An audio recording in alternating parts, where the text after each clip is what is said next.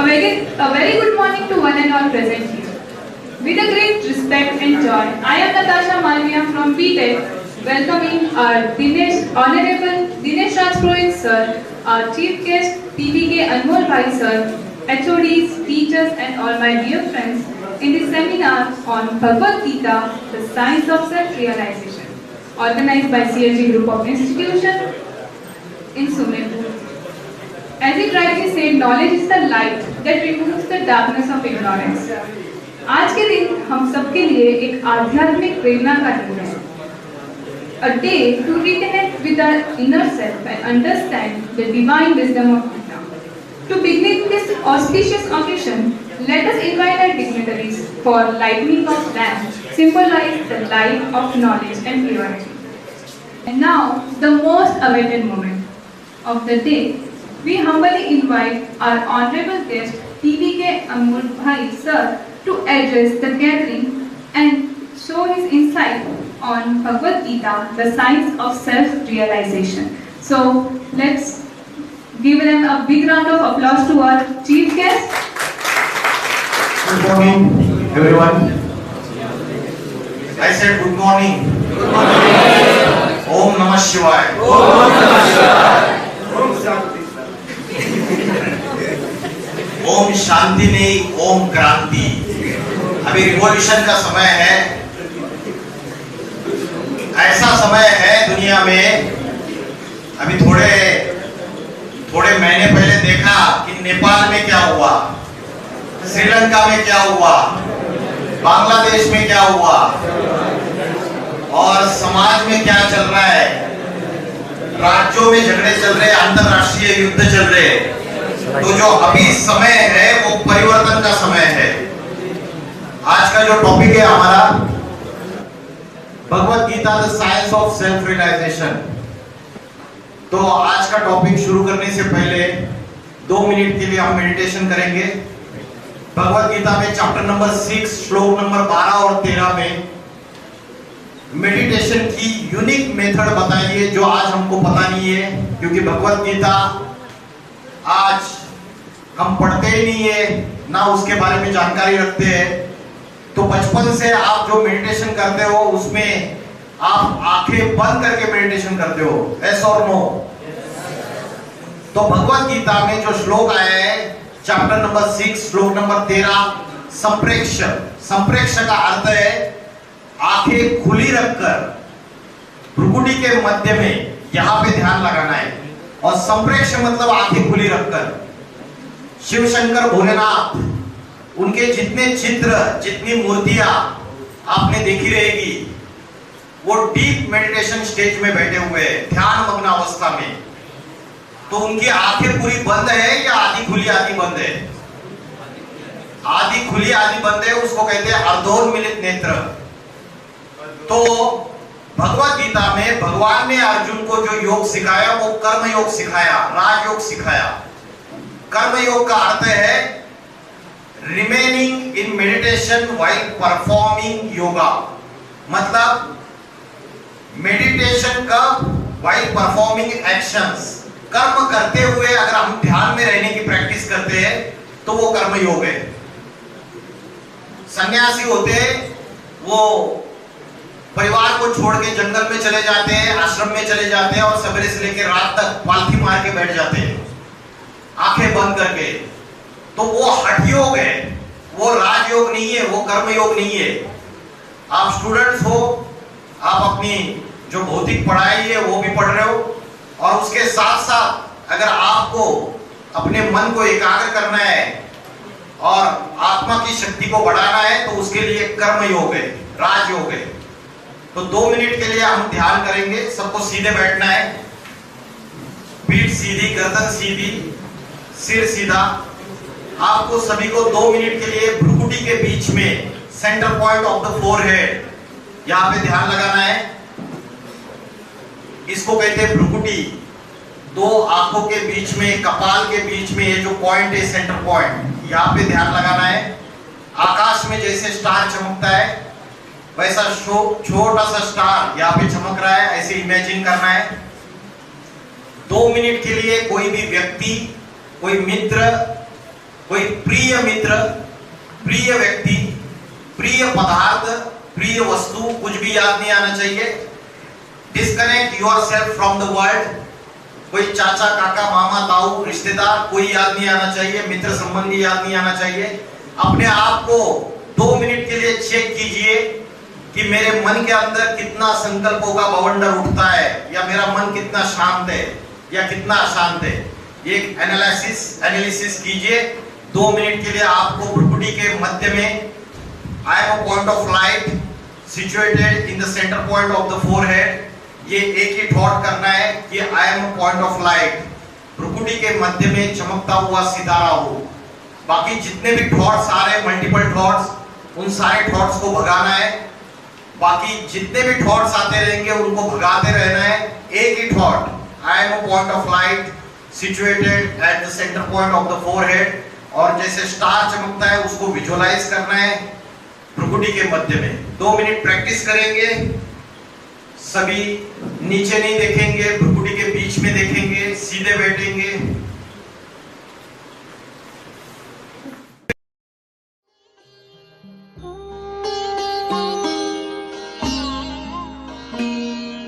ज्योति बिंदु परमात्मा से है मेरी आत्मा, अब चल कर ले मिलन। परमानंद का अनुभव कर, ओ परमानंद का अनुभव कर, तू धन्य बना जीवन। ज्योति बिंदु परमात्मा से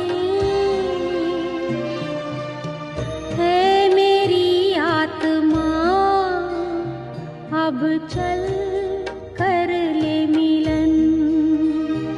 अब चल कर ले मिलन, अब चल कर ले मिलन।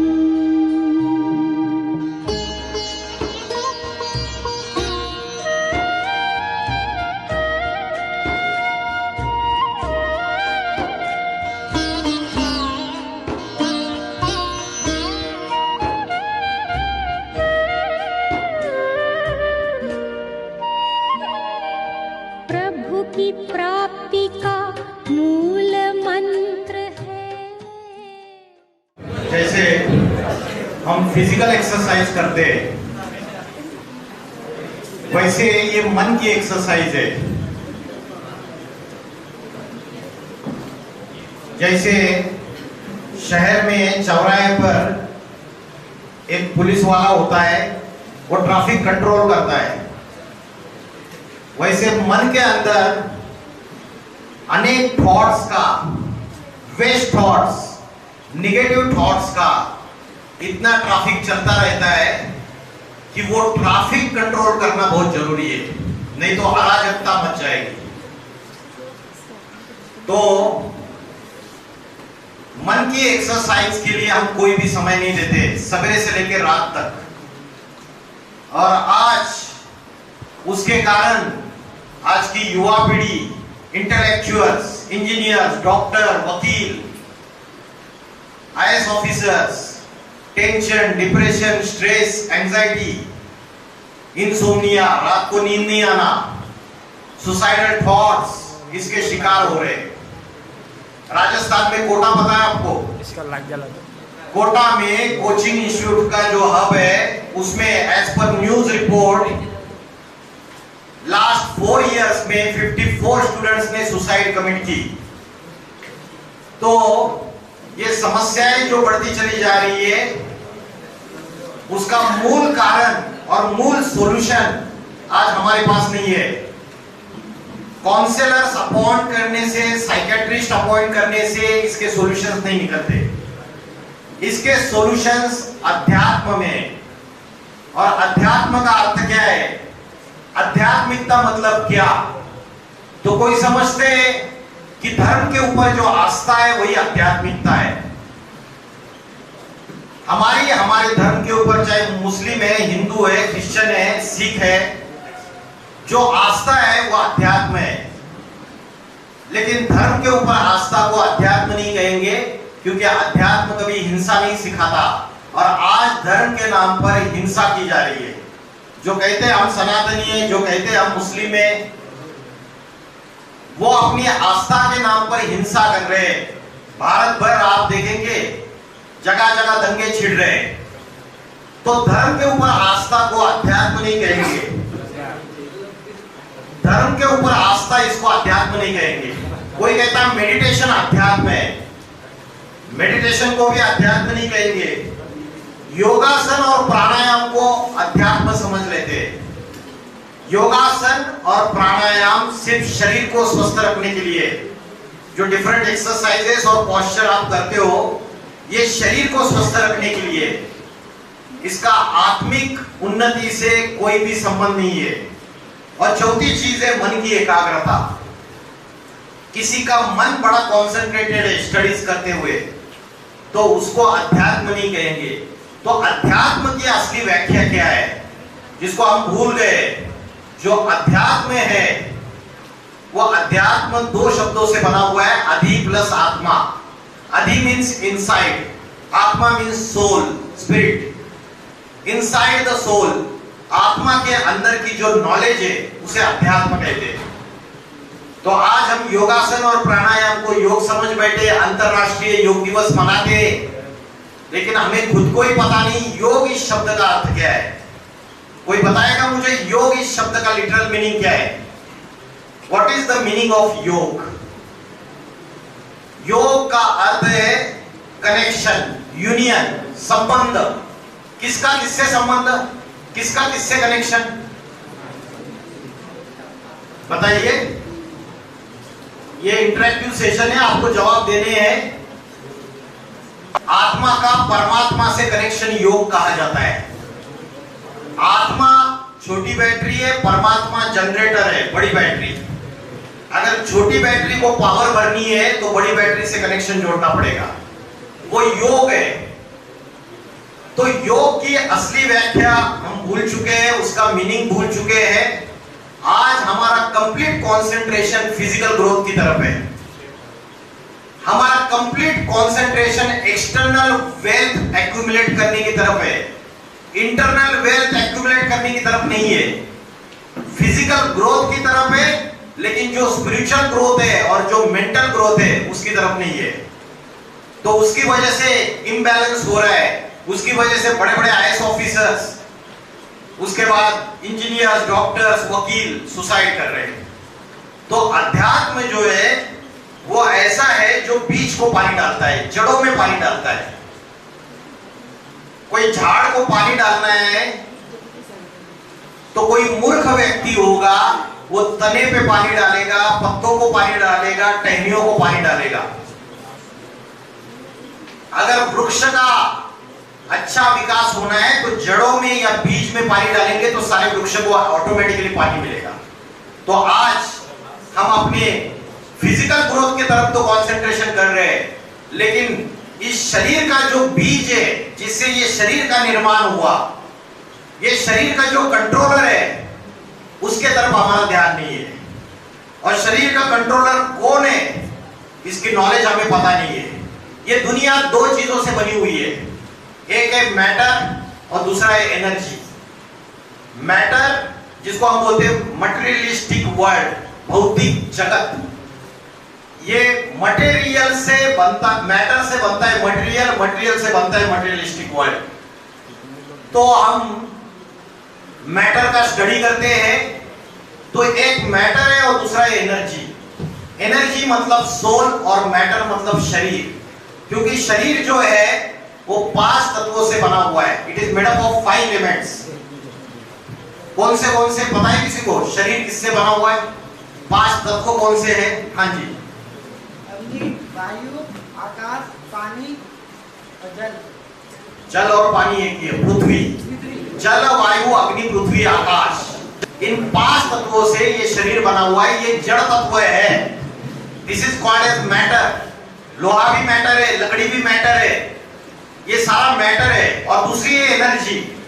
तो शरीर जो मैटर है ये 5 तत्वों का पुतला है, मिट्टी का पुतला है, मिट्टी में मिल जाता है, इसलिए मरने के बाद जला दिया जाता है या जमीन में गाड़ दिया जाता है। हम रोते रहते हैं, लेकिन हमें इस चीज की नॉलेज नहीं है कि 1 सेकंड में उसकी आत्मा दूसरे मां के गर्भ में प्रवेश कर जाती है। तो शरीर की नॉलेज तो है आज के मेडिकल साइंस को, लेकिन आत्मा की नॉलेज नहीं है। आत्मा शरीर का असली कंट्रोलर है और मेडिकल साइंस समझता है कि ब्रेन शरीर का असली कंट्रोलर है। तो मॉडर्न साइंस आज से 300-400 साल पहले पनपी, एक्सपांड हो गई। आज से 200-300 साल पहले तो भारत में गुरुकुल होते थे। ये लॉर्ड मैकॉले ने जो शिक्षा पद्धति लाई, उसके बाद हम ये अभी फिजिक्स, केमिस्ट्री ये सारी पढ़ाई पढ़ रहे हैं। इंजीनियरिंग, मैकेनिक्स, कंप्यूटर साइंस, ये सारी अभी अभी की देन है। कब की देन है? तब की देन है जब कलयुग का लास्ट समय आता है। क्योंकि दिए की जोत जो होती है, जब बुझनी होती है तो फड़फड़ाती है पहले, फिर बुझती है। तो जो फड़फड़ाती है ना, तो वो समय चल रहा है अभी, माया का पॉम्प एंड शो। दुनिया ऐसी चमकीली धमकीली नजर आ रही है कि बुद्धि के ऊपर हमारे ऐसा कवर चढ़ा हुआ है कि हम अध्यात्म को पूरी तरीके से भूलते जा रहे हैं। शरीर को सब कुछ समझ बैठे और शरीर को जी कंट्रोलिंग पावर है उसको भूल गए। एक होता है फिजिक्स और दूसरा होता है मेटाफिजिक्स। किसी को पता है मेटाफिजिक्स क्या होता है? Metaphysics is the science which deals with soul and supreme soul, reality and ultimate reality. आत्मा क्या है, परमात्मा क्या है, और इस सृष्टि का निर्माण किसने किया, कब किया, ये सृष्टि की शुरुआत कैसे हुई, इससे रिलेटेड जो भी स्टडीज है वो मेटाफिजिक्स है। आज हमें फिजिक्स की नॉलेज है लेकिन मेटाफिजिक्स की नॉलेज नहीं है, क्योंकि किसी भी स्कूल, कॉलेज, यूनिवर्सिटी में आज ये ज्ञान पढ़ाया नहीं जाता है। और भगवत गीता कहती है अध्यात्म विद्या विद्यानाम, ये अध्यात्म विद्या सर्वश्रेष्ठ विद्या है। डॉक्टर बनने की, टीचर बनने की, वकील बनने की, इंजीनियर बनने की विद्या सर्वश्रेष्ठ विद्या नहीं है। अध्यात्म विद्या सर्वश्रेष्ठ विद्या है। तो मैटर और एनर्जी, तो एनर्जी है आत्मा, जिसको हम कहते हैं प्राण शक्ति, जिसको हम कहते हैं चेतना, कॉन्शियसनेस, सोल। तो जैसे शरीर को साफ सफाई करने के लिए हम क्या करते हैं, सवेरे स्नान करते हैं शरीर का मैला साफ करने के लिए, लक्स का साबुन रगड़ रगड़ के लगाते हैं ताकि मैला साफ हो जाए। लेकिन मन और बुद्धि जिससे आत्मा बनी हुई है, उसकी साफ सफाई कैसे करें, इसके हमें कोई नॉलेज नहीं है। अगर बाइक खरीदते हो, 4 व्हीलर खरीदते हो, तो 4-5 महीने में सर्विसिंग कराते हो, कराते हैं ना सर्विसिंग। वैसे ही बॉडी का भी डिटॉक्सिफिकेशन होता है, नेचुरोपैथी में होता है, एलोपैथी में भी होता है। वैसे मन और बुद्धि का डिटॉक्सिफिकेशन कैसे करना है, उसमें रोज जो कूड़ा कचरा जमा हो रहा है उसकी सफाई कैसे करनी है, इसकी हमें कोई नॉलेज नहीं है। और भगवत गीता कहती है ज्ञान निर्धूत कल्मषा, यह आध्यात्मिक ज्ञान है, स्पिरिचुअल नॉलेज है, जिससे आपके मन, बुद्धि और आत्मा में जो निगेटिविटी है उसकी क्लींसिंग हो जाएगी पूरी तरीके से।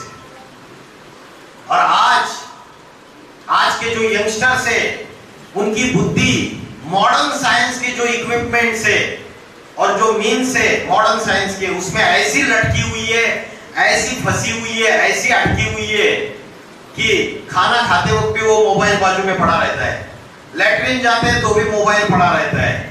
तो एज पर सर्वे 90% से ज्यादा यंगस्टर जो है वो कंप्लीटली एडिक्टेड एंड हैबिचुएटेड हो चुके हैं साइंस के मीन्स से। ये मोबाइल से, सोशल मीडिया से, WhatsApp, TikTok, Snapchat, Facebook, Instagram, ये सारी चीजों से बुद्धि हमारी भ्रष्ट बन रही है, श्रेष्ठ बन रही है, भ्रष्ट बन रही है। सवेरे से लेकर रात तक अगर हमने अपने आप को एनालाइज किया तो हम चेक करें अपने आप को कि वेस्ट थॉट्स और निगेटिव थॉट्स ज्यादा चलते हैं या पॉजिटिव थॉट्स ज्यादा चलते हैं हमारे अंदर। रात को बैठ के लिखो, सवेरे से लेकर रात तक, जैसे व्यापारी होता है ना, वो अपना सारा कितना नफा हुआ कितना घाटा हुआ सारा लिखता है चोपड़े में अपने। वैसे रात को बैठ के लिखो कि आज कितने गलत कर्म किए, कितनी व्यर्थ वाचा बोली, वेस्ट स्पीच, और कितने मन में व्यर्थ संकल्प आए, निगेटिव थॉट्स आए, उसका परसेंटेज क्या है और पॉजिटिविटी का परसेंटेज क्या है। तो श्रीमद् भगवत गीता जो नॉलेज देती है वो सेल्फ रियलाइजेशन की नॉलेज देती है। और श्रीमद् भगवत गीता कोई धार्मिक ग्रंथ नहीं है, एक आध्यात्मिक किताब है जिसको आज सभी धर्मों के स्कॉलर्स, इंटेलेक्चुअल्स, मौलवी, वो सारे लोग इसको मान रहे हैं कि इसमें जो नॉलेज है ये वसुधैव कुटुंबकम वाली नॉलेज है, ये भेदभाव पैदा करने वाली नॉलेज नहीं है, किसी धर्म को, किसी जाति को विशेष महत्व देने वाली नॉलेज नहीं है। तो ये आध्यात्मिक किताब है। अगर हमने भगवत गीता जो है उसमें जो अर्जुन को जो राजयोग कर्मयोग सिखाया उसकी नॉलेज अगर जीवन में फॉलो किया तो आज ये टेंशन, डिप्रेशन, ये सारे प्रॉब्लम सॉल्व होते जाएंगे। भगवत गीता में बोला है रात्रि को जल्दी सोना चाहिए, सवेरे प्रातः समय जल्दी उठना चाहिए। या निशा सर्वभूतानाम यस्याम जागृति संयमी। रात्रि के समय जो ब्रह्म मुहूर्त का समय होता है उस समय जो योगी पुरुष है वो जागृत अवस्था में रहते हैं, वो मन को एकाग्र करने का, इंद्रियों को कंट्रोल करने का अभ्यास करते हैं। और योगी के उल्टा क्या है? योगी के अपोजिट, योगी के अपोजिट होता है भोगी।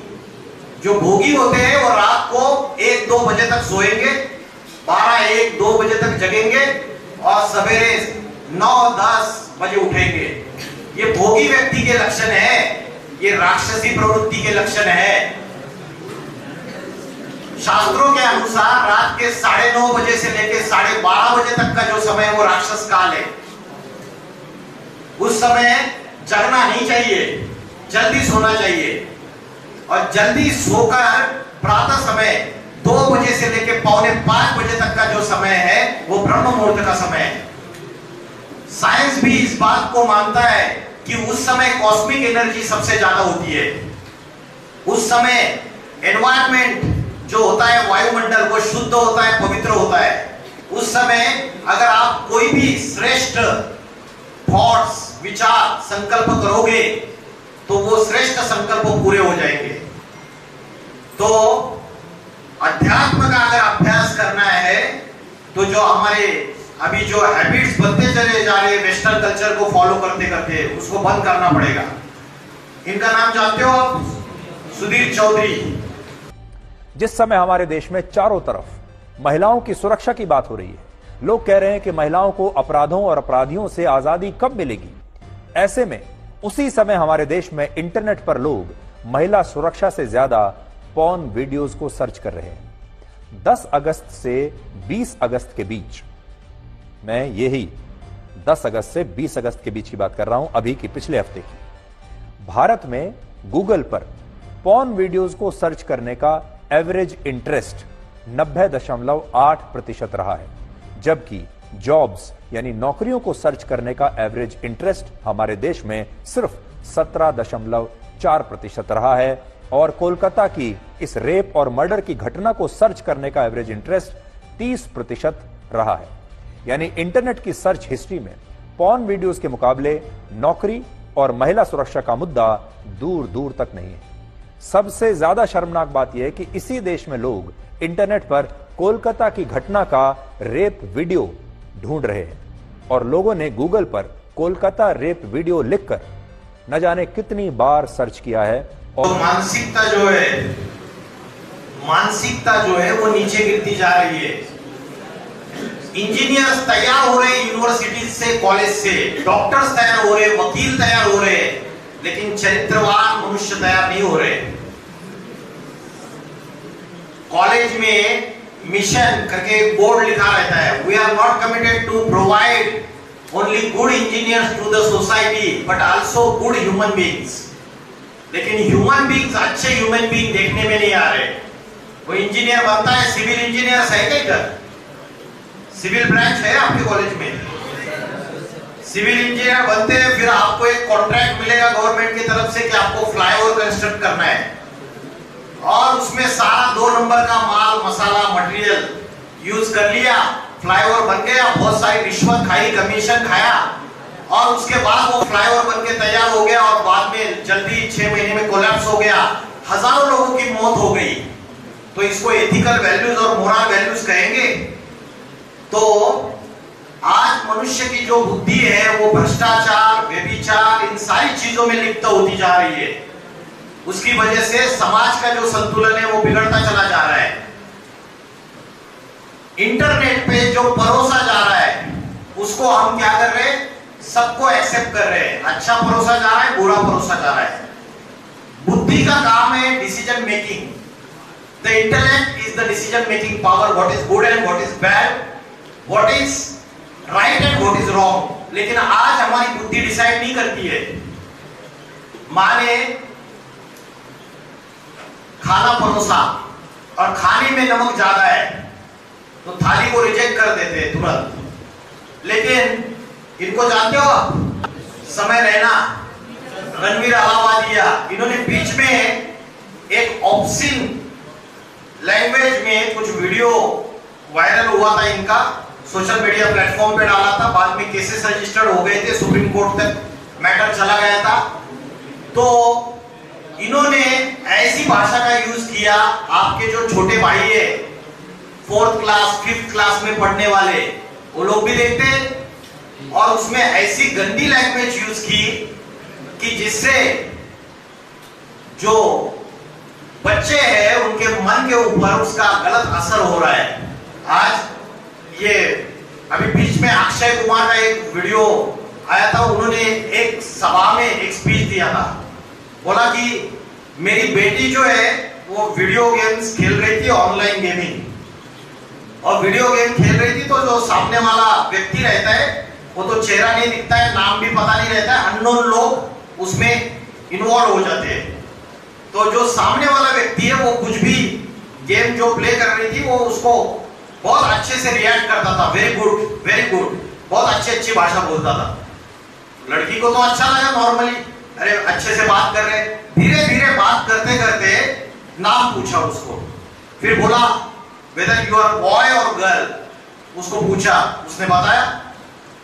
फिर धीरे धीरे फिर से टॉपिक चेंज, अच्छी से बात कर रहे, और अचानक से बोला please send your nude photo, आपकी एक फोटो भेजो न्यूड वाली। तो वो थोड़ी सी अनस्टेबल हो गई, उसने फोन स्विच ऑफ कर दिया, अपनी माँ के पास चली गई। ये जो बड़ा सेलिब्रिटी है, जो करोड़ों कमाते हैं, उनके बच्चों की भी आज ये हालत है कि कोई भी सिक्योर नहीं है, कंप्लीट इनसिक्योरिटी है। और ये तो सबको पता है, न्यूज़पेपर खोलो, गूगल खोलो, कितने लड़कियों को बेचा जाता है, ह्यूमन ट्रैफिकिंग होती है, वुमेन ट्रैफिकिंग होती है। तो समाज में ये जितनी भी समस्या चल रही है उसका कारण है जो परोसा जा रहा है वो सारा का सारा खा रहे हैं हम। बुद्धि से तय करना है क्या सही है क्या गलत है, लेना चाहिए, खाना चाहिए या नहीं खाना चाहिए, यह हमारी बुद्धि की डिसीजन मेकिंग पावर है। और बुद्धि तब श्रेष्ठ बनेगी जब बुद्धि में पॉजिटिव फीडिंग होगी। एक है शरीर का भोजन और एक है आत्मा का भोजन। शरीर का भोजन हम दिन में 3 बार 4 बार खाते हैं, लेकिन आत्मा का भोजन क्या है, what is the food of the soul, हमको पता नहीं है। और आत्मा का भोजन जब लेंगे तब ये जो समस्या है, टेंशन, डिप्रेशन, स्ट्रेस, एंजाइटी और जो पतन है, ये रुक जाएगा। आज नॉर्थ इंडिया में अगर जाएंगे तो यूनिवर्सिटीज, कॉलेजेस में ड्रग्स, गांजा, इनका नशा ये आम बात हो चुकी है। सारे बच्चे इसके लत में पड़े हुए हैं पूरी तरीके से। हरियाणा जाओ, हिमाचल प्रदेश जाओ, उत्तराखंड जाओ, पंजाब जाओ, सब जगह ये समस्या बढ़ती चली जा रही है। नशा मुक्ति केंद्रों की संख्या भी बढ़ती चली जा रही है, डी एडिक्शन सेंटर्स। तो मन बुद्धि का पतन होता चला जा रहा है। ये हरियाणा की यूनिवर्सिटी है, उसमें 4 यूनिवर्सिटी के बच्चे इकट्ठा बैठे थे और एक सीनियर पुलिस ऑफिसर आके नशा मुक्ति के ऊपर लेक्चर ले रहा था। ये स्टूडेंट ने क्या पूछा, आप देखिए। सर, हमने सर हमने इतना बड़ा ये कार्यक्रम देखा नशा मुक्ति अभियान का, और यूनिवर्सिटी नशे का सबसे बड़ा एपी सेंटर है। सर आज हम 5 यूनिवर्सिटी के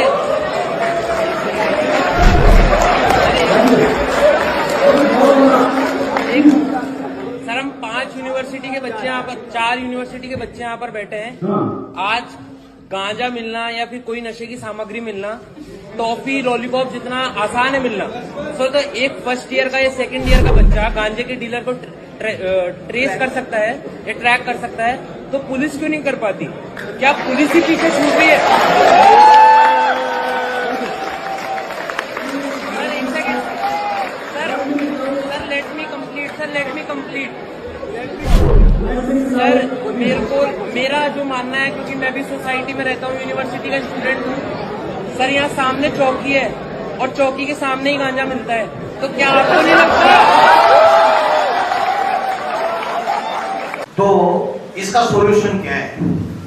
सॉल्यूशन है भगवत गीता में सेल्फ रियलाइजेशन, स्व की पहचान। मेरी खुद की पहचान क्या है?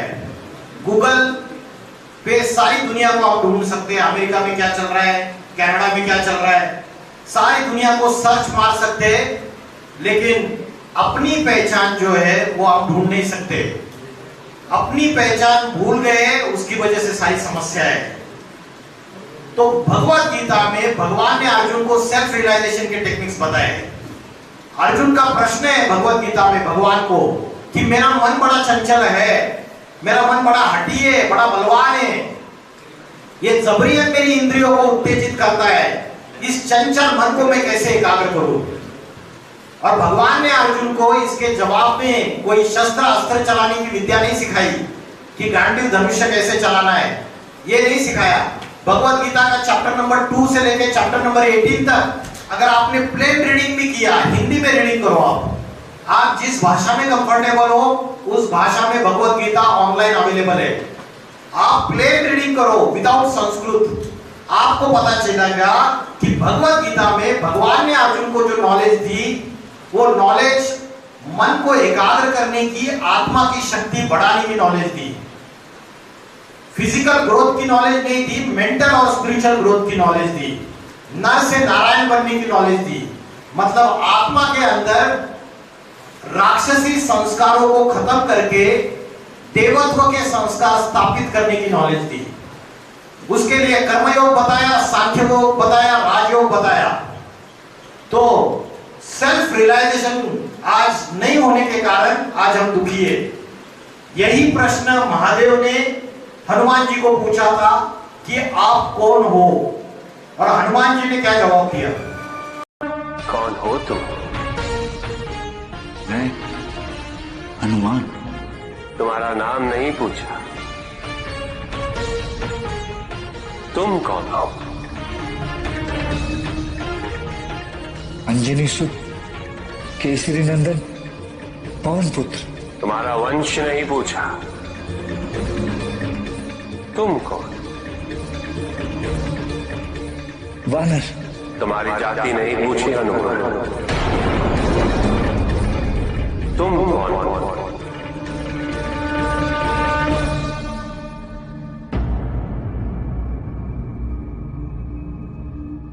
मुझे ज्ञात नहीं, मुझे केवल ये ज्ञात है कि मुझे कुछ ज्ञात नहीं।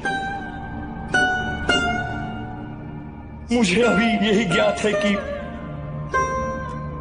मैं स्वयं अज्ञात हूं। तो आज हम अपनी आइडेंटिटी को भूल चुके हैं। हमारी आइडेंटिटी हम बताते हैं अपने क्वालिफिकेशन के अनुसार, अपनी जाति के अनुसार, अपने धर्म के अनुसार, अपनी नेशनलिटी के अनुसार, अपने जेंडर के अनुसार। लेकिन ये मेरी असली आइडेंटिटी नहीं है। मेरी असली आइडेंटिटी वो है जो माँ के गर्भ में थे तब भी थी और मृत्यु होने के बाद भी रहेगी। और भगवत गीता में बताया है कि आप एक फिजिकल बॉडी नहीं हो, आप एक आत्मा हो। और आत्मा जो है वो अजर अमर अविनाशी है। शरीर मरता है, शरीर विनाशी है।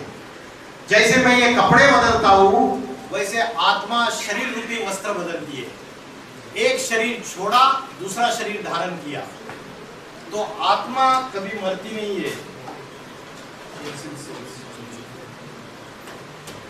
तो हम फिजिकल बॉडी को सब कुछ समझ बैठे, फिजिकल बॉडी को चलाने वाली जो शक्ति है उसको भूल गए।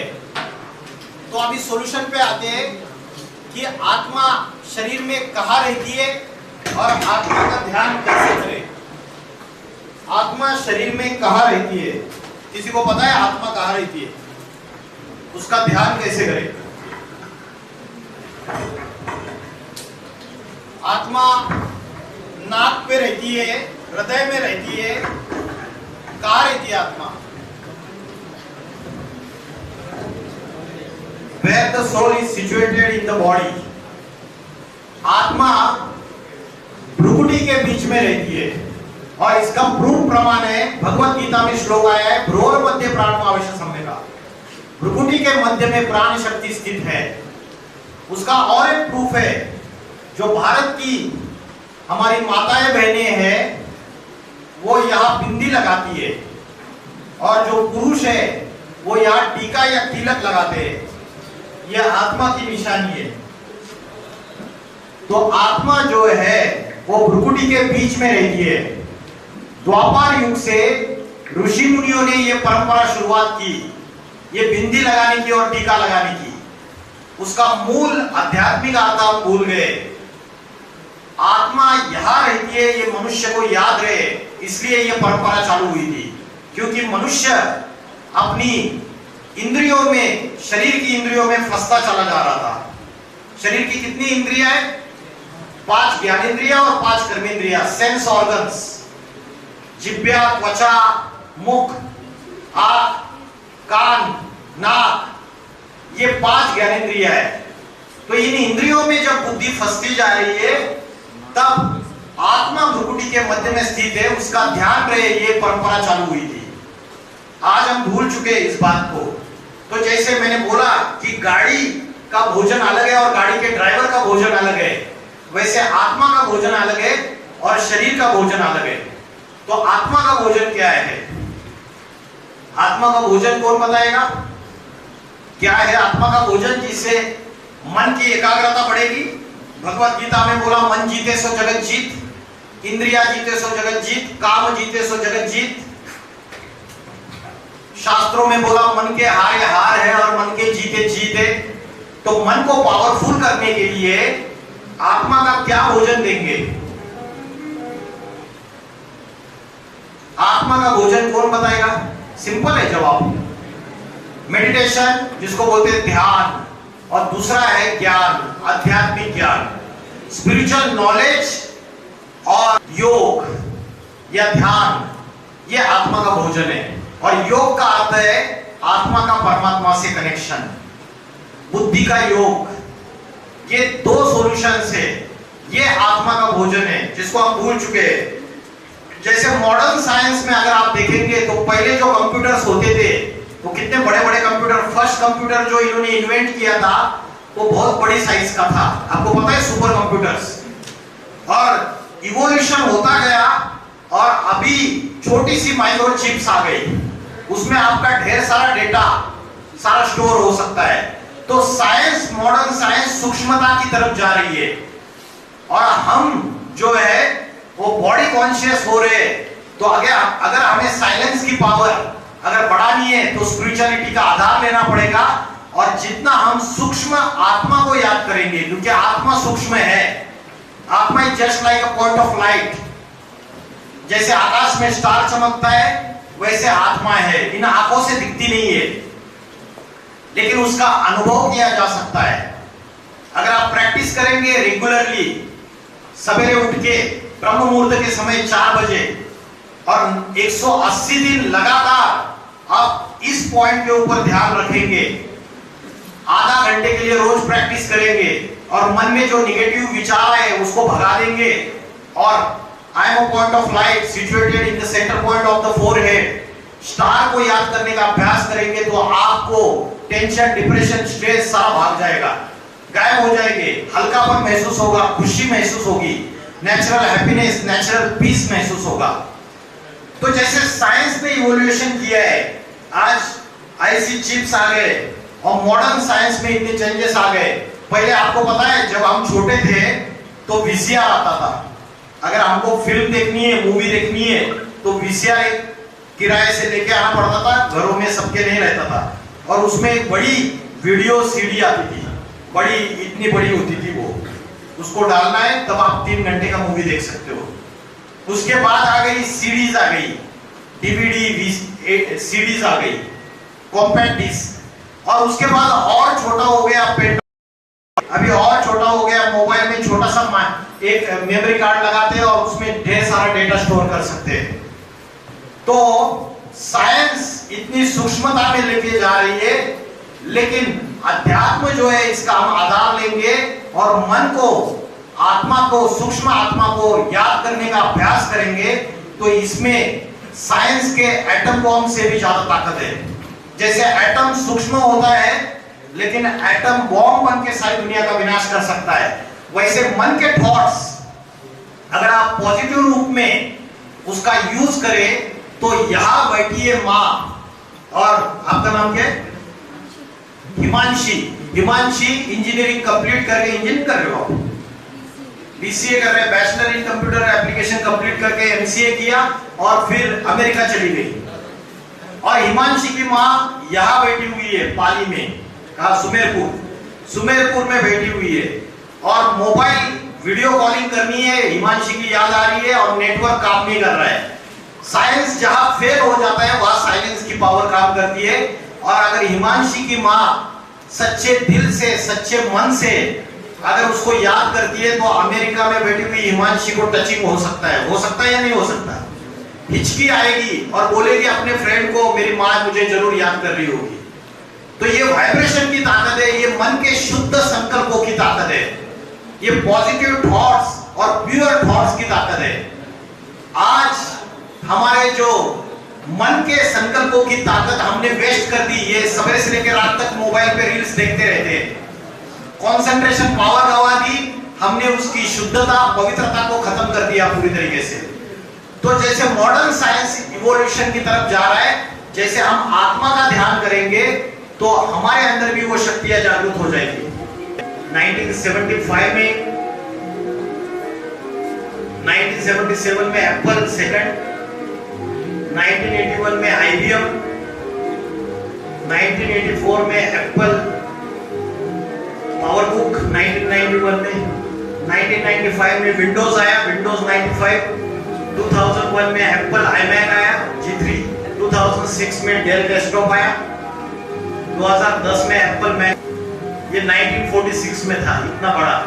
तो जैसे ये इसमें इवोल्यूशन हो रही है, वैसे मन की जो सूक्ष्म शक्ति है उसको हम जागरूक करेंगे तो रियल पीस एंड हैप्पीनेस उसमें समाया हुआ है। आज हम कितने भी साधन इकट्ठा करते रहते हैं, साइंस के साधन, घर में रेफ्रिजरेटर आता है, वॉशिंग मशीन आती है, एयर कंडीशनर आता है। जो लोग करोड़पति, अरबपति है, क्या उनके जीवन में नजदीक जाके देखिए आप, क्या सच्ची सुख और शांति है क्या उनके लाइफ में? आज की डेट में 100% पीस एंड हैप्पीनेस किसी के जीवन में नहीं है, क्योंकि अध्यात्म की नॉलेज, स्पिरिचुअलिटी की नॉलेज भूल चुके हैं। तो स्पिरिचुअल एनलाइटमेंट जब होती है, आध्यात्मिक शक्तियां जब जागरूक होती है, तब हमें परमानंद की प्राप्ति, जिसको बोलते हैं एनलाइटमेंट होती है। तो आत्मा का भोजन मैंने बताया, आध्यात्मिक ज्ञान और योग, स्पिरिचुअल नॉलेज और योग। योग मीन्स कनेक्शन, आत्मा का परमात्मा से कनेक्शन। तो आत्मा के बारे में मैंने आपको बताया। अभी परमात्मा क्या चीज है? Who is God? गॉड कौन है और क्या है भी या नहीं है, ये क्वेश्चन है। जैसे नास्तिक बोलते हैं कि भगवान वगैरह कुछ है नहीं, ये दुनिया में मनुष्य जो मॉडर्न साइंस की डेवलपमेंट कर रहा है, यही सब कुछ है। इस दुनिया में परमात्मा वगैरह कोई शक्ति नहीं है, कोई अल्टीमेट रियलिटी नहीं है। तो नास्तिक विचारधारा के जो लोग हैं ये ऐसा कहते हैं, और जो आस्तिक विचारधारा के लोग हैं वो कहते हैं कोई परमात्मा है, कोई गॉड है, कोई अल्लाह है, कोई खुदा है। ये आस्तिक विचारधारा है। और सिख बोलते हैं वो निराकार अकाल मूर्त है। तो जितने भी बाकी के धर्म है वो आस्तिक विचारधारा है। वो कहते हैं कि परमात्मा नाम की कोई शक्ति है जिसको आप supreme authority, supreme soul, supreme power supreme being, परमात्मा, परमपिता परमात्मा, शिव या अल्लाह, खुदा या गॉड, ईश्वर करके पुकारते हो, अलग अलग नाम दे दिए, है वो एक ही पावर और एक पर्सनालिटी में आके इस दुनिया में चेंजेस करता है। तो परमात्मा जो शक्ति है वो इस दुनिया में जो ट्रांसफॉर्मेशन लाना है वो कब कार्य करती है और कब उसका इनकारनेशन होता है इस दुनिया में। सामने आपको जो दिख रहा है ये 4 युगों का चक्र है। आपने स्वस्तिक बनाते हैं ना घर में त्योहारों में, तो स्वस्तिक जो होता है उसको 4 खाने होते हैं। ये 4 खाने 4 युग है और ये साइक्लिक है, it is not linear, cyclic है, ये रिपीट होता है एज इट इज। अभी कौन सा युग चल रहा है? रॉन्ग। अभी चल रहा है घोर पापी कलयुग। दुनिया में पाप, भ्रष्टाचार, अत्याचार, दुख, अशांति, हिंसा, आतंकवाद इसकी आती चल रही है। जितने भी बड़े बड़े कड़े कड़े कानून बनाओ उसके बावजूद रेप हो रहे, मर्डर्स हो रहे, सारे गंदे काम हो रहे हैं दुनिया में। 2024 में कलकत्ता में डॉक्टर महिला का रेप और मर्डर की घटना हुई। सारी भारतवासियों ने उसका विरोध किया, बोला इसको सूली पे लटकाओ, इसको फांसी दे दो, इसको कैपिटल पनिशमेंट दे दो। लेकिन अध्यात्म कहता है कि फांसी की सजा देने से उसकी मानसिकता चेंज नहीं होगी, आत्मा फिर से दोबारा जन्म लेगी और उसके जो पुराने संस्कार है, जो गंदे संस्कार है, वो फिर से नए शरीर में रिपीट करना चालू करेगी। तो आत्मा के साथ साथ मन और बुद्धि ट्रैवल करते हैं, माइंड एंड इंटेलेक्ट, ये स्टोरेज स्पेस है, इसमें आपके अच्छे बुरे कर्म स्टोर होते हैं। जब किसी का मृत्यु होता है तो उसकी आत्मा जब दूसरे शरीर में जाती है तो उसके साथ साथ मन और बुद्धि को साथ में लेके जाती है, माइंड एंड इंटेलेक्ट। इसीलिए 5 साल का छोटा सा बच्चा होता है, वो पिछले जन्म में अगर चोरी के संस्कार रहेंगे तो 5 साल की उम्र में स्कूल में जाकर वो दूसरे की कंपास से पेंसिल, पेन, इरेजर चोरी करना चालू कर देता है। उसको माता पिता ने भी नहीं सिखाया, उसको अपने फ्रेंड्स ने भी नहीं सिखाया। ये संस्कार जो है, ये विशियस साइकिल जो है ना, ये चलता रहता है। तो इस विशियस साइकिल को अगर ब्रेक करना है तो आत्मा में सुधार आना पड़ेगा। कड़े कानून बनने से उस गुनहगार की, जो भी क्रिमिनल है, उसकी मानसिकता चेंज नहीं होगी। मानसिकता चेंज करने के लिए आप बोलोगे कि हम और कड़े कानून लाएंगे, हम मना करते हैं। कड़े कानून लाने से मानसिकता चेंज नहीं होगी। आध्यात्मिकता लाओ स्कूल, कॉलेज, यूनिवर्सिटीज में, अच्छे संस्कारों की शिक्षा दे दो सबको, युवाओं को, तब चेंज होगा। तो 4 युग है, सतयुग, दूसरा त्रेता युग, तीसरा द्वापर युग और चौथा कलयुग। और कलयुग का जो लास्ट समय है ट्रांसफॉर्मेशन का समय। जैसे रात्रि के बाद दिन आता है, ऋतुओं का चक्र घूमता रहता है, समर, उसके बाद रेनी सीजन, उसके बाद विंटर और फिर से समर। ये ऋतु चक्र जैसे घूमता रहता है, वाटर साइकिल जैसे घूमता रहता है, और रात्रि के बाद जैसे दिन आता है वैसे पापी कलयुग के बाद पावन सतयुग आता है। पावन सतयुग ये राम राज्य की कंसेप्ट है। ये ऐसे राज्य की कंसेप्ट है जहां 100% peace and happiness, ideal nation की कंसेप्ट, एक जाति, एक धर्म, एक भाषा, एक राज्य, वसुदेव कुटुंबकम। वहां अनेक जातियों में झगड़े नहीं है, अनेक भाषाओं में झगड़े नहीं है, अनेक धर्मों में झगड़े नहीं है, चोरी नहीं है, लूट नहीं है, शांति और सुख का राज्य है। दैहिक दैविक भौतिक तापा राम राज्य काहू नहीं व्यापा। देह का ताप नहीं रहेगा, दैविक ताप नहीं रहेगा, कोई कोरोना की बीमारी नहीं आएगी, कोई सुनामी नहीं आएगा, भौतिक ताप नहीं रहेगा। तो ऐसा जो युग है वो सतयुग है। कलयुग रात्रि के समान है और उसके बाद सतयुग है। लेकिन ये जो ट्रांसफॉर्मेशन है, ये ट्रांसफॉर्मेशन कब होता है और कैसे होता है? ये अभी का समय है, ट्रांसफॉर्मेशन का समय, जिसको कहते हैं संगम युग। और ये अभी का समय है, इसका क्या प्रूफ है? इसका प्रूफ मैं साइंस के आधार से दूंगा कि कलयुग अपनी लास्ट चरम सीमा पर जाके पहुंच चुका है। इसका मैं प्रूफ आपको साइंस के आधार से इस लेक्चर में लास्ट में दे दूंगा। तो ये जो परिवर्तन का समय है कलयुग से लेकर सतयुग, तो ये शक्ति आज का नेता, अभिनेता, आज के क्रिकेटर्स, आज के फुटबॉल प्लेयर, इनमें ये शक्ति नहीं है। ये जो शक्ति है परिवर्तन की शक्ति, तो ये जो परिवर्तन की शक्ति है, ट्रांसफॉर्मेशन की शक्ति, आज हमने जिसको हीरो बनाया है, आज के पॉलिटिकल लीडर्स, आज के अभिनेता शाहरुख खान, सलमान खान, आमिर खान, ये दुनिया में 100% सुख और शांति नहीं ला सकते। ये दुनिया में भ्रष्टाचार, अत्याचार, हिंसा, आतंकवाद, इनको खत्म नहीं कर सकते। तो दुनिया में ये जो समस्याएं बढ़ती चली जा रही है, इसका सॉल्यूशन स्वयं वो परमात्मा दे सकता है। इसके भगवत गीता में बोला है, उसका आने का समय कौन सा है इस धरती पर? जब धर्म की ग्लानि होती है, अधर्म का बोलबाला होता है, तब दुर्जनों का विनाश करने के लिए और सज्जनों की रक्षा करने के लिए मैं आता हूं। भगवत गीता में बोला है। आता हूं मतलब वो यहां नहीं है, वो कहीं से आता है, अवतार लेता है। तो प्रैक्टिकल में जब आता है तो वो ऐसा क्या देता है जिसकी वजह से ट्रांसफॉर्मेशन होता है? वो देता है आध्यात्मिक शिक्षा, राजयोग की शिक्षा, आध्यात्मिक नॉलेज देता है। कोई पाखंड नहीं बताता। जैसे आज के जो बाबा है, वो पाखंड के आधार से अल्पकाल के चमत्कार करते, मुट्ठी खोलते, पेड़ा निकालेंगे, लड्डू निकालेंगे और बोलते जा ये खा ले, तेरा कल्याण हो जाएगा, तेरे को बच्चा पैदा हो जाएगा, तेरे को प्रमोशन मिल जाएगी, तेरे को नौकरी मिल जाएगी। तो ये अल्पकाल के चमत्कार और सिद्धियों के पीछे हम अंधश्रद्धावश भाग रहे हैं। ये अध्यात्म नहीं है। अध्यात्म परमात्मा आके सिखाता है।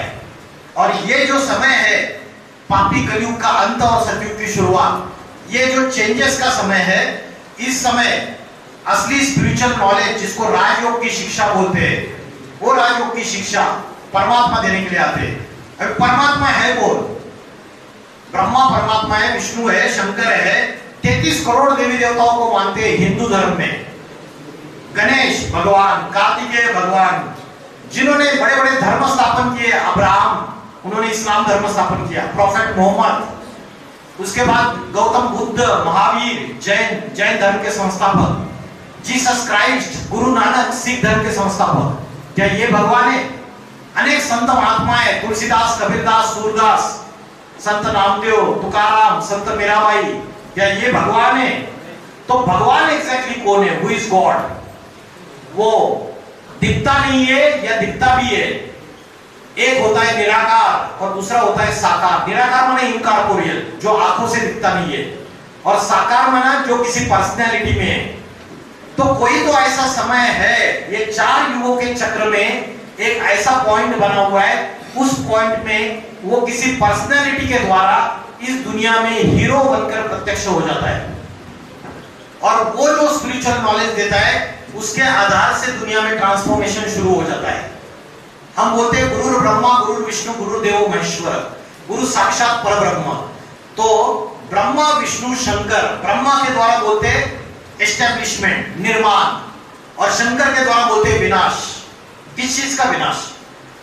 दुनिया में जो पाप अत्याचार बढ़ते हैं, जो झूठी परंपराएं स्थापन होती है, अनेक धर्म स्थापन होते हैं, उनका विनाश और सत्य की स्थापना। निर्माण और विनाश, हर जगह निर्माण और विनाश होता है, वैसे इस सृष्टि में भी निर्माण करता है और विनाश करता है। और ये कंसेप्ट हजारों सालों से चलता आ रहा है। इवन गॉड, क्रिश्चियंस लोग मानते गॉड इस शब्द में G for generator Brahma, O for operator Vishnu और डी फॉर डिस्ट्रक्शन शंकर। तो गॉड इस शब्द में भी ब्रह्मा, विष्णु, महेश, ये तीनों समाये हुए हैं। तो परमात्मा कौन?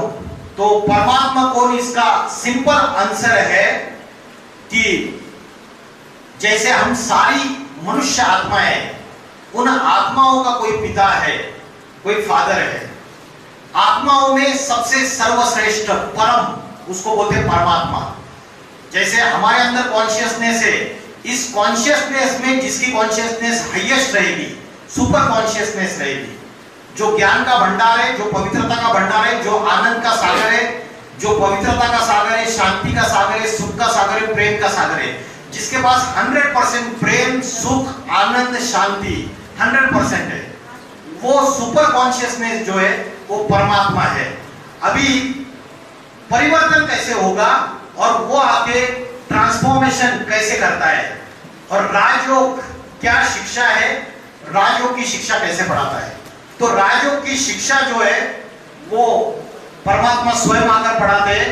वे राजयोग की शिक्षा है, ये व्यक्ति जिस आसन पे बैठा हुआ है ये ब्रह्म मुहूर्त के समय उठकर आत्मा का ध्यान कर रहा है और परमात्मा से कनेक्शन जोड़ रहा है। आपने निकोला टेस्ला साइंटिस्ट का नाम सुना है?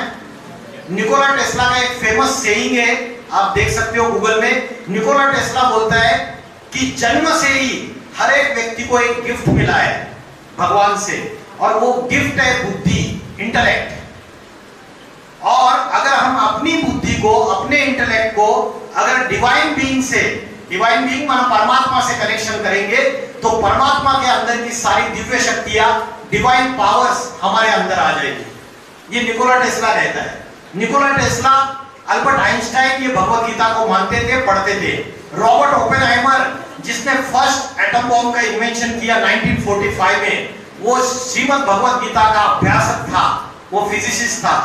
जब फर्स्ट एटम बॉम्ब का एक्सप्लोजन, न्यूक्लियर टेस्ट किया गया, उसका नाम था ट्रिनिटी।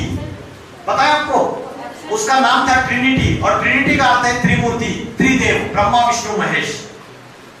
और जब फर्स्ट न्यूक्लियर टेस्ट किया और एकदम एक्सप्लोजन होके प्रचंड अग्नि की ज्वालाएं निकली, तो उस समय जैसे अम्ब्रेला तैयार हो जाता है न्यूक्लियर टेस्ट में, तो जब हुआ तो उसके मुख से एक वाक्य निकला, कालोस्मी। भगवत गीता का ये वाक्य है, गूगल में आज भी देखेंगे, यूट्यूब में उसका वीडियो अवेलेबल है, 1945 का, उस समय शूट किया था।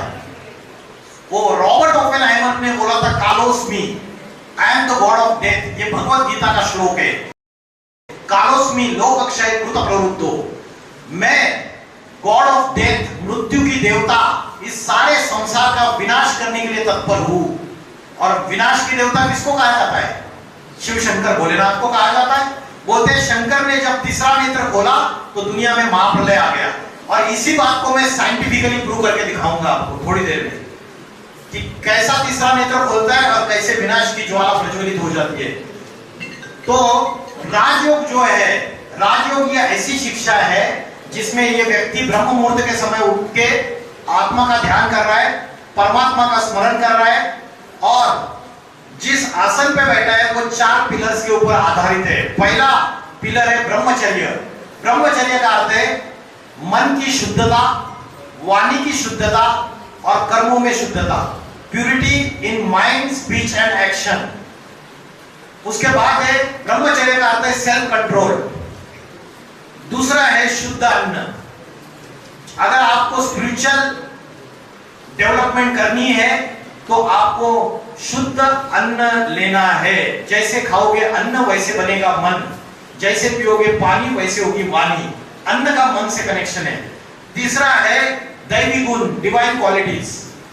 दैवी गुण क्या है? भगवत गीता का 16वां अध्याय अगर आप पढ़ोगे तो दैवी गुण कौन से है, राक्षसी प्रवृत्तियां कौन सी है, उसके ऊपर मेरा एक सेपरेट लेक्चर है, आप YouTube चैनल में देख सकते हो।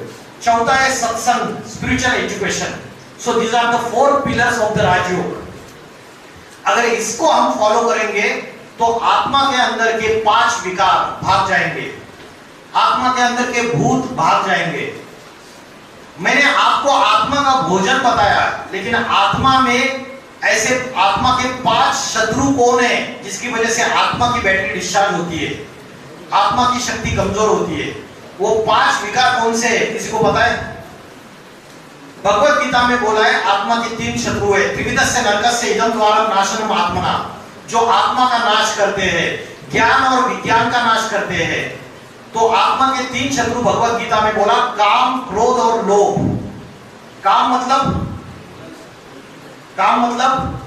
लस्ट, लस्ट विषय वासना, काम वासना। क्रोध, लोभ मतलब लालच, मोह, मोह मतलब लगाव, अटैचमेंट। लगाव झुकाव की बीमारी लगती है ना किसी को, खाना खाने बैठते तो भी कोई दूसरा ही याद आता रहता है, पानी पीते तो भी दूसरा याद आता है, उसके बाद कहीं भी जाएंगे वो याद ही आता रहता है। ये लगाव झुकाव की बीमारी, ये दुख का कारण है। और 5वां है अहंकार। किसी को बुद्धि का अहंकार रहता है, किसी को अपने धन का अहंकार रहता है, किसी को अपनी सुंदरता का अहंकार रहता है, और किसी को अपनी शक्ति का, पहलवानगिरी का अहंकार रहता है, बॉडी। तो काम, क्रोध, लोभ, मोह, अहंकार ये आत्मा के शत्रु है। ये चोर है, ये भूत है, ये राक्षस है जो आत्मा के अंदर कलयुग में प्रवेश कर चुके हैं। क्राइम पेट्रोल सीरियल देखिए, क्राइम पेट्रोल सीरियल में कोई भी एपिसोड निकालिए, चैलेंज के साथ कहता हूं, उसमें जो भी क्राइम कमिट हुआ उसका मूल कारण या तो लस्ट, काम विकार, या तो क्रोध, या तो लालच, या तो मोह, या तो अहंकार।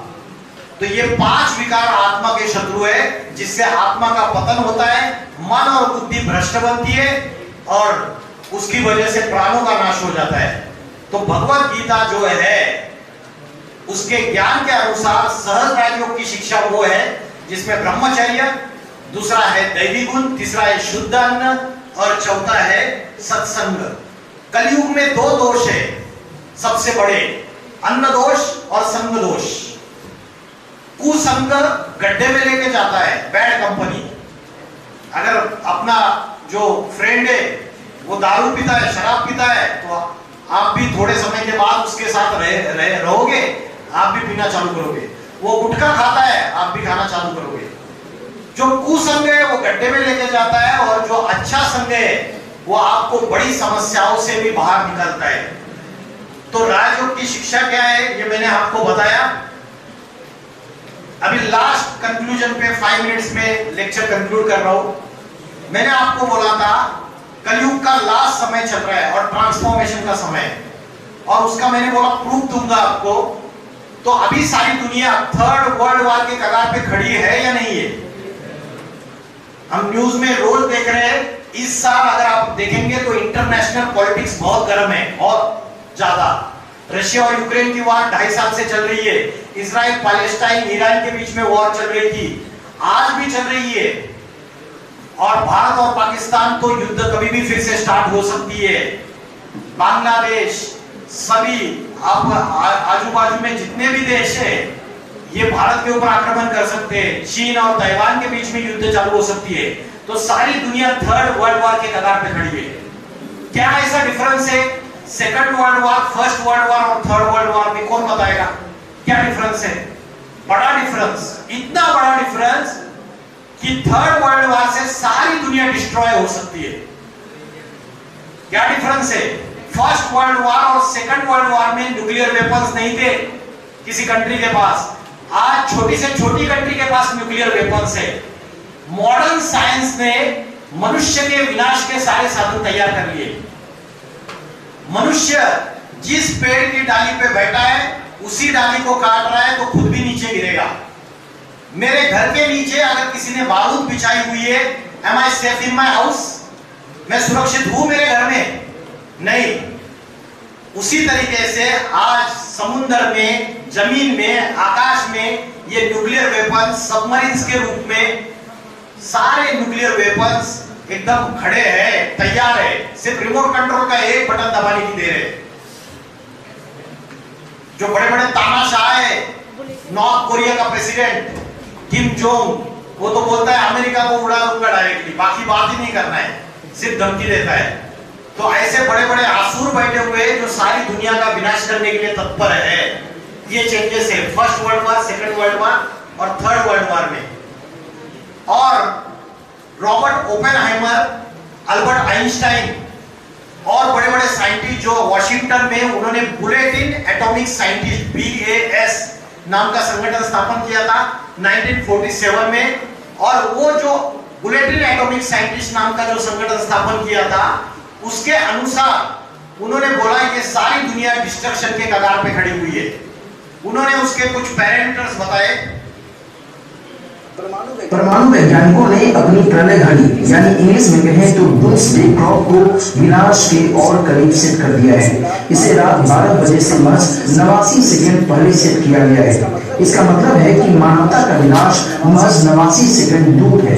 पिछले साल इसे 1 सेकंड पीछे यानी 90 सेकंड पर सेट किया गया था। सीधे सीधे कहा जाए तो पिछले साल के मुकाबले इस साल खतरा बढ़ गया है। इसका कारण बताया गया है रूस द्वारा यूक्रेन पर हमले के बीच परमाणु खतरे को, विश्व के दूसरे प्रमुख स्थानों में तनाव और जलवायु परिवर्तन को, और सबसे अहम आर्टिफिशियल इंटेलिजेंस के सैन्य अनुप्रयोग को। देखिए, डूम्सडे क्लॉक या प्रलय घड़ी मानवता की तरफ आने वाले खतरे को दिखाने वाली एक प्रतीकात्मक घड़ी है। इसे bulletin of the atomic scientist या BAS नाम के संगठन द्वारा बनाया गया था, जिसमें J. रॉबर्ट ओपेनहाइमर और अल्बर्ट आइंस्टीन जैसे भौतिक विज्ञानी भी शामिल थे।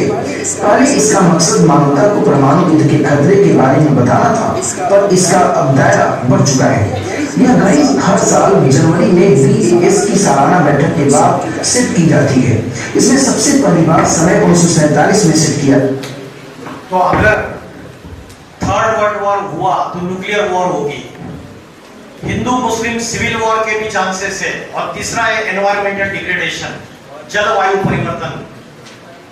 जलवायु परिवर्तन और ग्लोबल वार्मिंग की वजह से भूकंप, ज्वालामुखी का भी खतरा है, महासुनामी का खतरा है। ये नासा की रिपोर्ट है। अगर न्यूक्लियर वॉर हुआ और न्यूक्लियर वेपन्स का एक्सप्लोजन हुआ तो क्या होगा? क्या होगा? अर्थ का टेम्परेचर इंक्रीज हो जाएगा। अर्थ का टेम्परेचर इंक्रीज होने से क्या होगा? क्या होगा अर्थ का टेम्परेचर इंक्रीज होने से?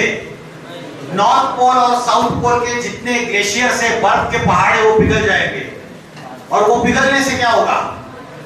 सी लेवल जो है, समुद्र का जलस्तर बढ़ जाएगा, और उससे बड़े बड़े जो महाद्वीप है वो समुद्र के अंदर समाहित हो जाएंगे। America, Europe, Africa, Australia, New Zealand, ये सारे क्या है? आइलैंड से। तो महाविनाश शुरुआत हो जाएगा। इसलिए बोला है शंकर ने तीसरा नेत्र खोला और दुनिया में महाप्रलय आ गया। तो अभी का समय है, ये समय परिवर्तन का समय है, जब शिव इस धरती पर साधारण मनुष्य शरीर में अवतार लेते हैं। भगवत गीता में बोला है अव जानांति मामूढ़ा मानुषी तनुमाश्रितम, मुझ साधारण मनुष्य शरीर में अवतरित हुए भगवान को मूर्ख बुद्धि लोग पहचान नहीं पाते, क्योंकि कलयुग के भौतिक सुखों में फंसे हुए रहते हैं। तो ये जो समय है ये परिवर्तन का समय है। अगर भूकंप हुए, न्यूक्लियर एक्सप्लोजन्स हुए, तो मेट्रोपॉलिटन सिटीज में जो बड़ी बड़ी बिल्डिंग्स है वो ताश के पत्ते के जैसे नीचे गिर जाएगी।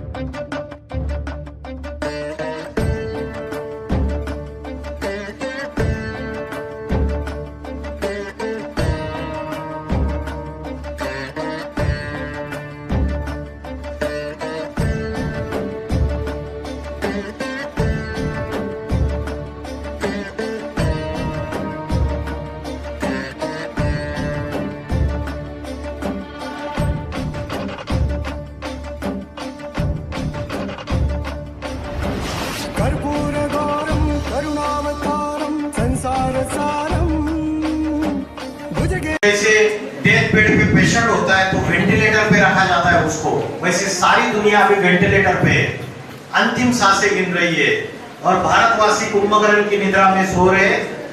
उनको पता नहीं है कि इसी समय परमात्मा शिव स्वयं आकर राजयोग की शिक्षा पढ़ा के, आध्यात्मिक शिक्षा देके हमारी आत्मा को पवित्र बनाने का ज्ञान देते हैं। आज दुनिया में बड़े बड़े वर्ल्ड पीस कॉन्फ्रेंस हो रहे हैं, लेकिन दुनिया में शांति स्थापन नहीं हो पा रही है।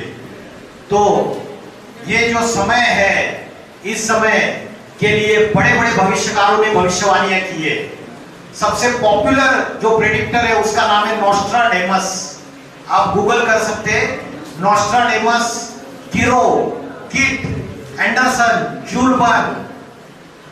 भारत में गोपीनाथ शास्त्री, कल की पुराण, भविष्यवाणिका, इन्होंने भविष्यवाणी की है। उसमें एक कॉमन भविष्यवाणी है कि 21st सेंचुरी में उत्तर भारत से एक महापुरुष का अवतार होगा, वो योगियों का योगी होगा, वो आत्मा और परमात्मा के ऐसे रहस्य प्रकट करेगा, ऐसी स्पिरिचुअल नॉलेज देगा कि बड़े बड़े इंटेलेक्चुअल्स उसके सामने घुटने टेक देंगे। वो ऐसी आध्यात्मिक क्रांति लाएगा, स्पिरिचुअल रिवॉल्यूशन, और ऐसा आध्यात्मिक संगठन स्थापन करेगा, अनेक धर्मों का विनाश, अनेक जातियों का विनाश, एक जाति, एक धर्म, एक भाषा, एक राज्य, वसुधैव कुटुंबकम स्थापन करेगा। भारत आने वाले 10 सालों में गारंटी के साथ विश्व गुरु बनेगा। भारत में राम राज्य आएगा, पापी कलयुग का अंत और नए सतयुग की the new world is going to come. Thank you so much. ओम नमः शिवाय।